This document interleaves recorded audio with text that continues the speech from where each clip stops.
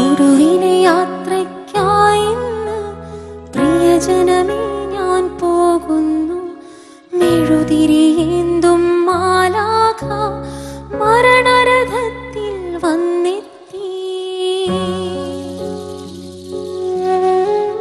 പരിമിതമാമീ ലോകത്തിൽ കടമകളെല്ലാം തീരുന്നേ.